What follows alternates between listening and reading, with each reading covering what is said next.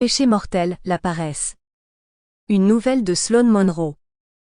Par l'auteur à succès du New York Times et USA Today. Cheryl Bradshaw. Un homme observe son poirier jour après jour, impatient que les fruits mûrissent.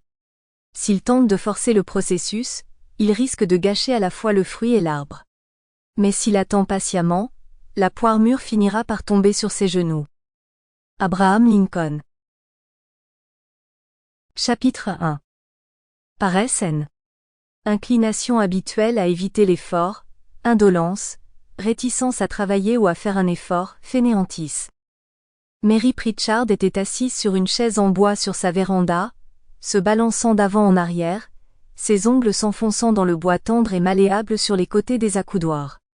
Jour après jour, elle s'asseyait exactement au même endroit, faisant exactement la même chose, jusqu'à ce qu'elle ait finalement gratté tant de couches de bois que ses doigts s'adaptaient parfaitement aux rainures creusées par ses ongles. Parfois, elle se sentait coupable des dommages qu'elle avait causés à cette pièce de mobilier antique, d'autant plus que la chaise avait été transmise de sa grand-mère à sa mère puis à elle.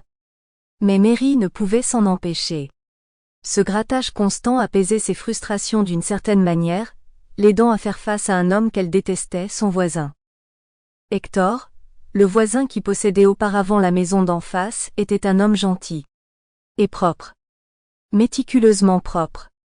Exactement comme Mary l'aimait. Sa pelouse était tondue, ses parterres de fleurs désherbés.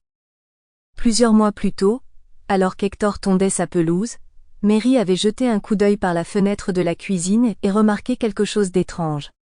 La tondeuse s'était arrêtée au milieu du jardin. Et Hector n'était plus à côté. Il était recroquevillé en boule sur le sol. Elle replongea l'assiette qu'elle frottait dans l'eau savonneuse, et traversa la rue en courant. Mais il était trop tard. Il avait eu une crise cardiaque. Et contrairement aux précédentes cette fois, il n'en reviendrait pas. Hector était mort.